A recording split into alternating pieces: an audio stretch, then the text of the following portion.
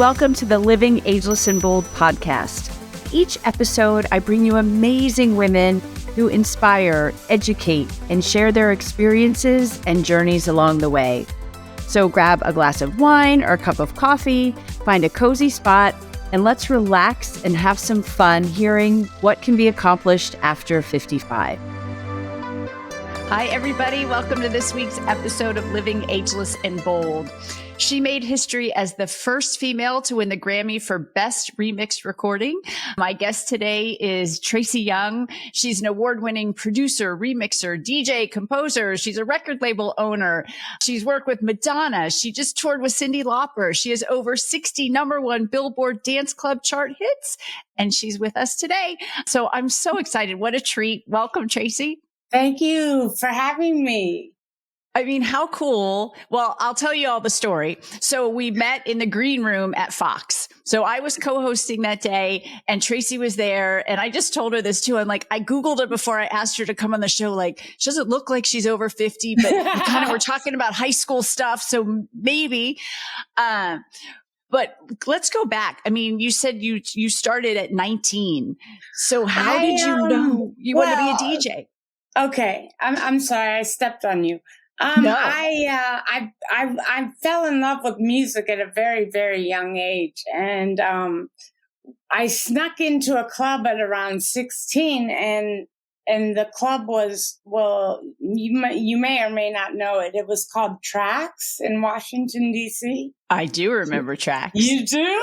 I do. Okay, well, yeah. I snuck in there. And I just fell in love with the music, and it was music I had never heard. And they were seamlessly mixing it together. And I was like, how are they doing this? So that set me on a quest to figure it all out. And I ended up in college, and I saw, I went to Radford University my first year. And I saw the DJ. I saw a DJ. His name was Kenny, mixing two records together, and that's basically what started it. And then I met a female in a club. Her name is Michelle Maruski, and it just kind of spiraled from there. So yeah. I observed. So you said you went to Radford for a year. So I went to Virginia Tech, so we were close by. Oh yeah. But then did you leave because of music? I graduated from University of Maryland. Okay. So it was too far. It was kind of conservative down there for me, and You think Southwest Virginia? I mean, I love the experience. I just, I got a job at WPGC in Washington, D.C., and that's kind of why I transferred. And so tell me about that, because I heard you say that. And I mean, Donnie Simpson in the D.C. area is legendary. He's probably legendary across the country. I mean, he's it. I mean, he was just so amazing, or is so amazing. But yeah. A woman DJ couldn't have been that popular when we were that age. In the clubs it wasn't. And, most people, they build a brand or a name, and then they end up going to radio from the clubs. But I did it the reverse. And it was actually Albie D who kind of put me on the air the first time. And I built up, nobody knew I was a girl, I guess. But when I would pass out my cassette tape, do you remember those, Christina? Oh, yes, I do. Yes, my mixtape. Yes, my mixtape was circulating around the DC club scene, but people would actually say to me, you need to figure out something else to do, because girls don't do this. And I was like, whoa, that doesn't make sense. So So you just plowed anyway, through. so what ended up happening, I got rejected so many times from nightlife around the Washington, D.C. area that I said, you know what, I'm going to go to the radio. Nobody can see you there. And I didn't actually tell Albie that I was a DJ first. He loves this story. He was like, why didn't you tell me that? And because having been rejected so much, I was like, they're certainly not going to put me on the radio. Let me learn the business of music. And kind of, anyway, they hired me on the spot. Albie found out I was a DJ and threw me on the air, and I kind of started there. It was much later that I started working with Donnie on the morning show. It was, so awesome. I had built my name around the station, and I left as Donnie's morning show DJ. Wow. I have a funny story about Albie D, and I'm trying to remember. I'm thinking it was 96. It was the blizzard of 96, and we were all snowed in. Oh, I remember that. Do you remember that? And I can't tell you the song, but there was this one song we wanted to hear, and I kept calling him and calling him. There might have been a little alcohol involved back then. I'm like, we just need to hear the song. And he kept answering it and he would not play it. I think I called him for hours straight. And then he finally played the song for us and we left him alone.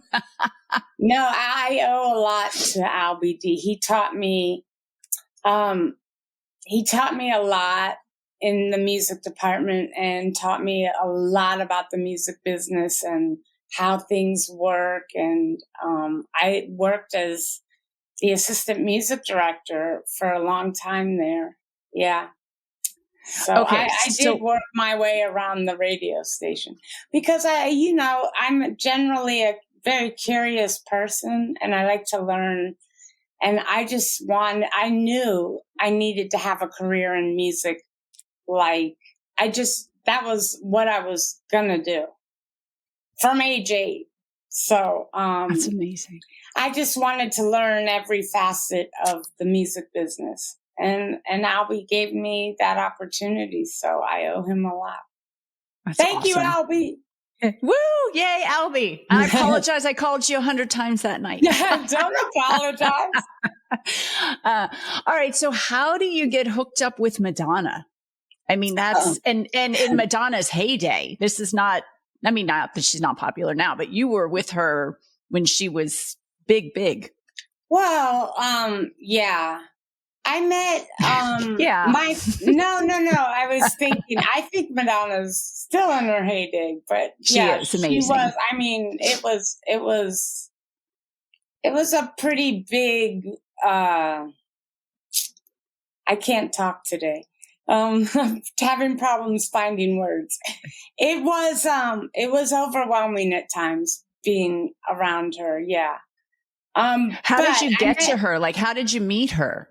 Well, my friend, I went to college at UM and I met Luli Casares. She was a club goer and was also attending school at American and Catholic University studying her doctorate.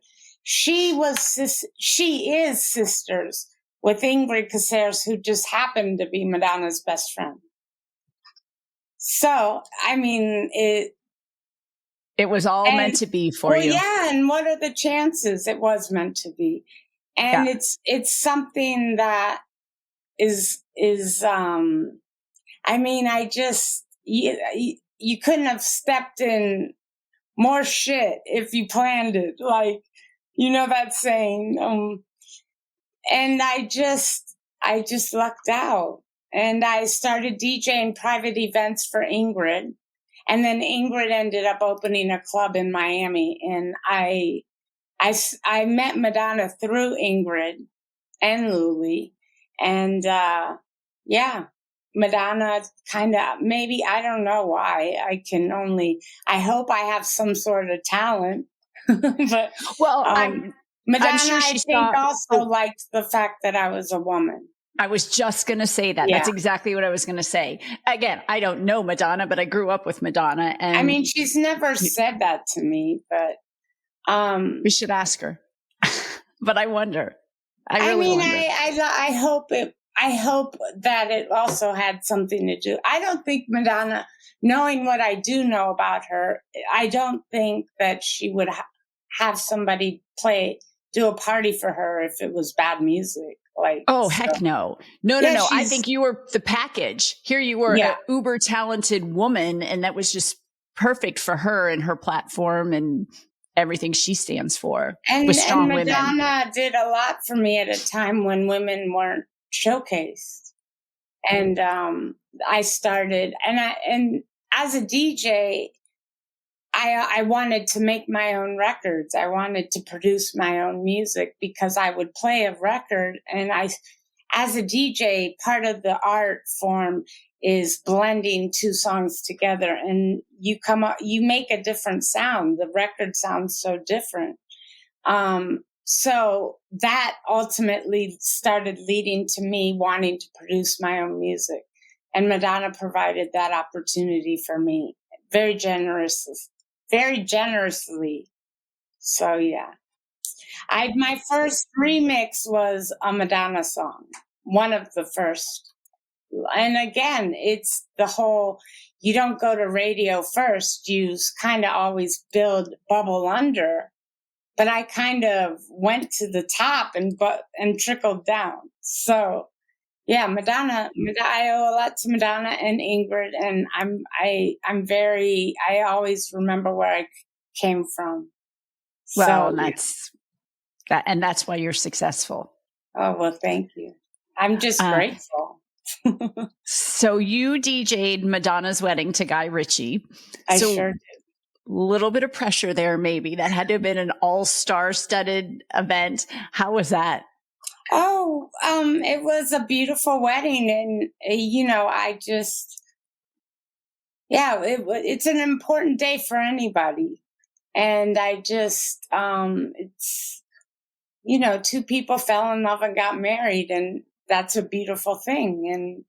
And, I've actually done 4 weddings in my lifetime. I did Lance Bass to Michael from NSYNC. I did Belkis Neray, who's a local air personality down here, to her husband, Dimitri. And I did my best friend, Louis Casares, who introduced me to it. She's married to her partner, Kim. So, yeah. That's awesome. I don't do very many weddings. So yeah, for me, it's pressure simply because it's an important day, like for anybody.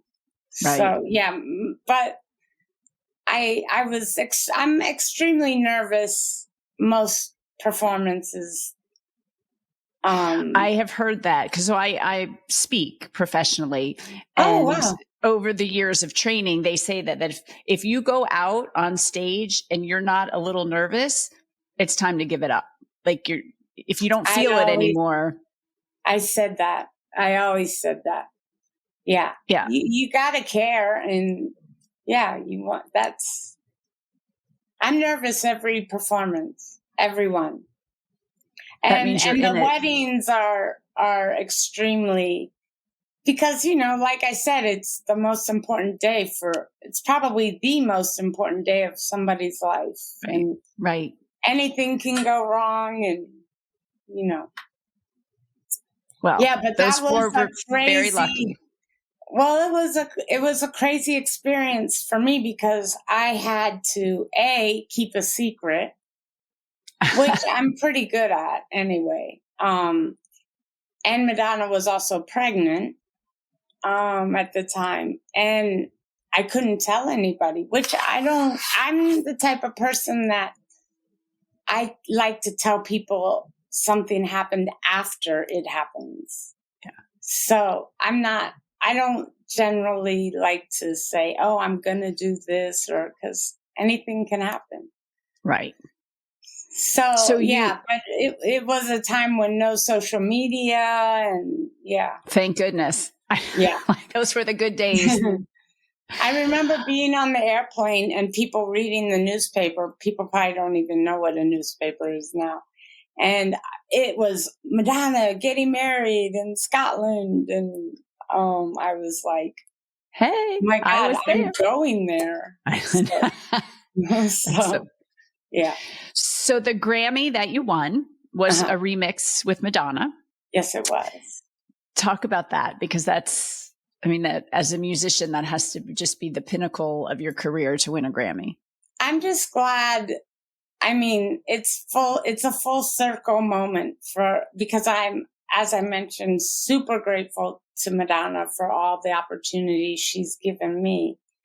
And that was a song that I had heard on the album. It wasn't a single, and I just asked to remix it. And it kind of grew legs of its own, and ended up being placed on the radio, and we submitted it. Madonna and I kind of did that together, and I'm very proud of it. And I'm glad that my first nomination and I won, which surprised me at the time. I was like, I'm never going to win this. And not being negative, it's just winning a Grammy is incredibly difficult. And it's, but when I did win, it couldn't have happened. The stars couldn't have aligned any better. So how did that feel when you heard your name? Because, and I believe that when you hear celebrities say, "Oh, I never thought it could be me," but then when you hear it, are you like, "Oh, did I hear that right?" It's funny. I sat all the way in the back because I was like, let me get out early, and the music starts playing. They call my name, and I'm like, what? And I had to walk. It was a long walk, and I'm like, oh my God, I won! And I threw my hands up, and I think about that moment, and again, the stars aligned perfectly because it was. I mean, I'm glad it was with Madonna because I really feel grateful to her. So good. Now, I heard a story when I was doing my research that Diana Ross asked you to remix something for her, and you told her no. Like, who tells Diana Ross no? No, because I told her I was asked. It was somebody that was working for her. Diana Ross was looking for remixes of "Ain't No Mountain High Enough," and I was like, that song is perfect. Yeah. And I didn't know what to do with it. And I just, as an artist, I think, you have to be aware of those moments too. When I feel like that song in its original form is perfect. Actually, a friend of mine did do the remix and he killed it. His name is Eric Cupper. And I play his version happily because I love the song. I love what he did. I just didn't know. I was like, what would I do with that track? It's beautiful in its original form. So I didn't say no to her. Yeah. I said, I just felt like it's a beautiful song. And as a DJ, I would probably play the original or Eric's version now. So, yeah. So talk about, it's funny. I know you live in Miami and I have really good friends that are there part-time. So I was telling them that I'm interviewing you and I was like, oh my God, have you guys seen her? And they're like, no, because the clubs start at 2 a.m. and we are in bed by 2 a.m. So give us a day in your life as a Miami DJ. I've been focusing more on production and, producing my own music and kind of choosing the nightlife a little more careful. I choose a lot of day parties now. It's just, I've done the late night thing. I'm also, I don't drink and, it's okay to let some things go at times.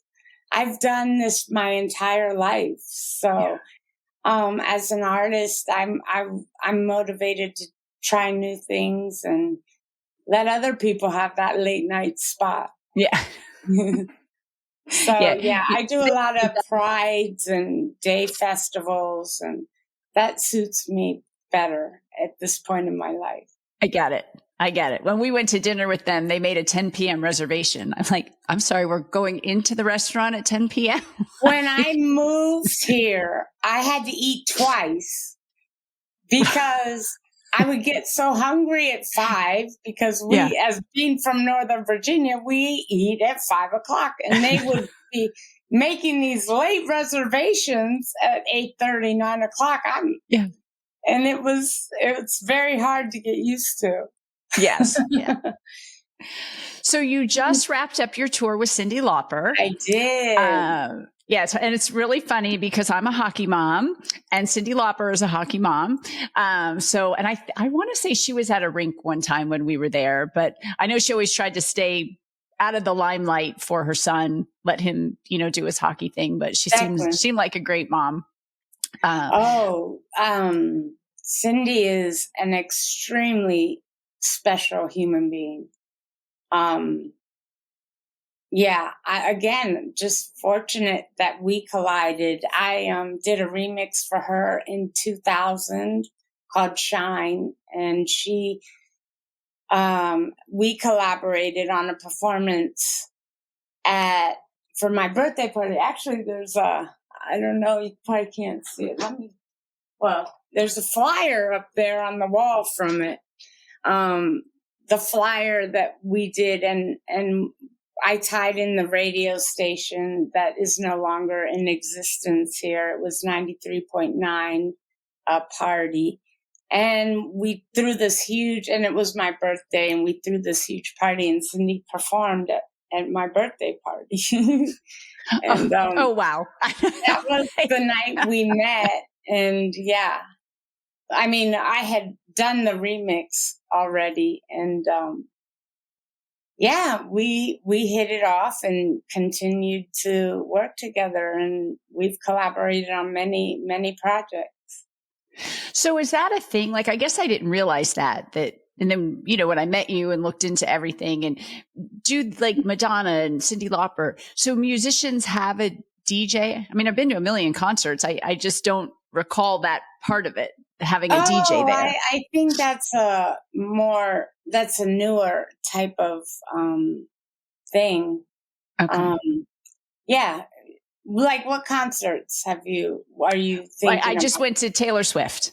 Like, I don't, does she have one? No. Because I don't, I didn't go to the show, sadly, but you saw good. That? Was it good? So really good friends of ours, he ran sponsorship for Capital One, and he spent 5 years closing that deal. And he got the deal done, and he said to my husband, he's like, do you guys want to come to Nashville with us and see Taylor? I'm like, yeah, I guess we do. Did you meet her? We didn't. No, I would love to. I think I have been to 4 of her shows.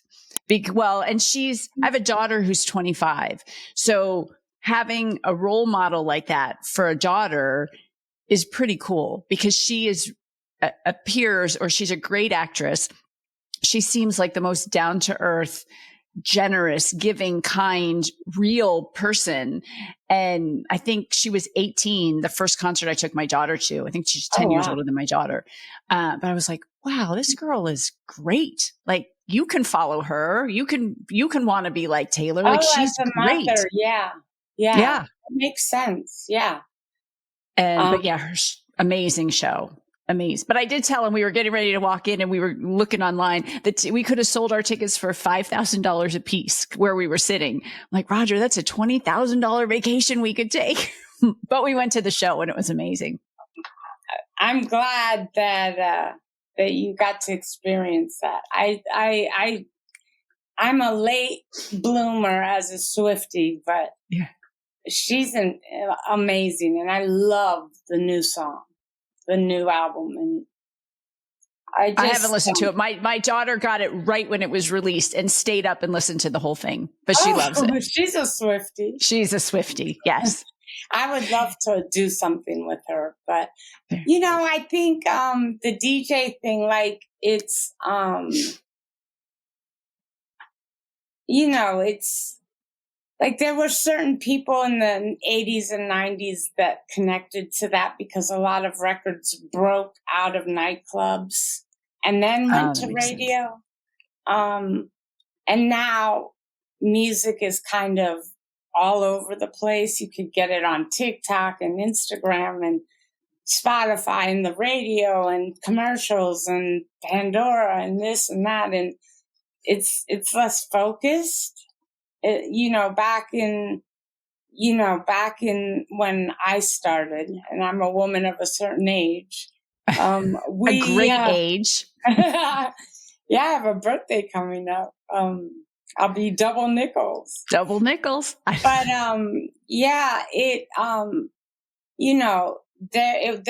the record companies were much more deliberate and focused, and like an artist, like for example, Cyndi Lauper would take a DJ mix, and a lot of times it would break out of the nightclubs, So, radio was the way that music was what you call broken or popped or whatever, and it kind of bubbled under. Yeah. So, like I'll give you a really good example. Cher Believe, the remix, blew that record up. At least here it did. There's a remix. Did you do that? I didn't. A friend of mine did. He won a Grammy for it, actually. I love Cher. Like that's the one I haven't seen. You haven't? No. Oh God, you have to. Cyndi did a tour with her, and I've met her. Yeah, she's amazing. Yeah, I would love to see her. And she was in DC. What's the new venue? Anyway, and we were out of town. Echo Stage. Was she at Echo Stage? Or? No. What's the new? Why am I drawing a blank? With the big Ferris wheel. Anyway, National Harbor. Oh, there's a venue down there now. Yeah, they have a casino in there and a big venue. And she did like 2 nights. Yep. Oh, you're talking about on the Maryland side. Yes. Yeah. Okay. I know I've been over there. Yeah. Wow. Cool. So someday she's on my bucket list. Come on now. Let's go. So what do you think about AI and the future of me? If someone's listening and they're 20 some years old and they're listening because they're like, I want to be the next Tracy. Is it still possible, or is it, you think technology will take over? Well, I think it's unmarked territory. I think regulation needs to happen around it. It's kind of a free-for-all right now. I don't know what that looks like. I happen to think it's a useful tool, but as far as what I do and the way I do it, I'm always going to do it the way that I do it. I can't have a computer try to dictate the human experience. And music is just that. If it doesn't give you goosebumps, it's not human. So I don't know. And that's what we always say about AI. Like, right, exactly. You still have to feel. We can't teach AI to feel. Like there's something about your music is going to do something to me, to give me goosebumps, make my stomach, do something. Flutter or butterflies or chills or goosebumps. Yeah. I don't know. I've been learning about it. You can make a song in 5 minutes. I'm definitely here for what I'm curious. But again, I'm a woman of a certain age and I come from a certain generation that fortunately grew up without technology and now have the option to use it. So I try to maintain some sort of balance with it. I'm not going to depend on it 100%, but I will go use it as a useful tool, I think. And again, I'm learning just like we all are. So I don't know what's going to happen. I think I think music artists just don't get paid for their music anymore. It's like you make music to tour. And I worked with, and I can't think of her name. Remember the song Crush? It's Jennifer. It's just a little crush. Yeah. She did not make one penny on that song. What did she write it? Penny. I don't remember. Yeah. She performed it, but the label got all the money. Every penny. It's also the songwriters and the publishing. I mean, yeah. You know, it's a complicated pay scale, I guess. You have to you have to do your homework before you get involved. I own all my music, or most of it, as the masters. And that's what Taylor Swift, and prior to Taylor, it was Prince. Prince taught me that you need to own your masters. And I paid attention. And TLC, when Behind the Music was out, and you know, I listened to all those stories and how people got paid and took notes. Good for you. Read and went to the library and did my homework and listened to the attorneys and all of that. So as we wrap up, how can people learn more about you? What do you have coming up? I know you're making some of your own music now. So tell people a little bit more about that. I've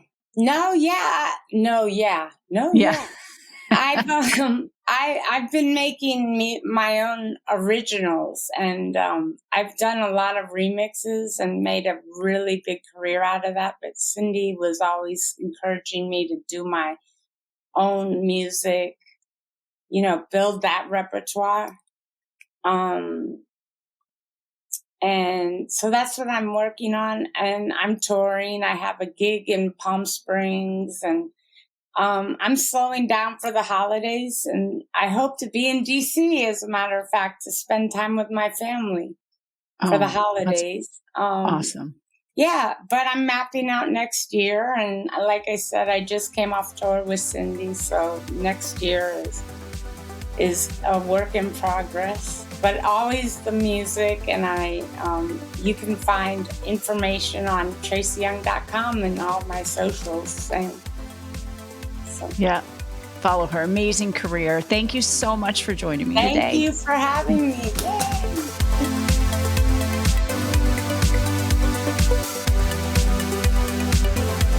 Thank you for listening or for watching this episode of Living Ageless and Bold. If you haven't already, please make sure you hit subscribe. And if you like the episode, I hope that you will give us a great review. You can also head over to livingagelessandbold.com and sign up for information, inspiration, and exclusive opportunities for us, women over 55. Thanks for listening. And remember, no matter what you do, keep living ageless and bold.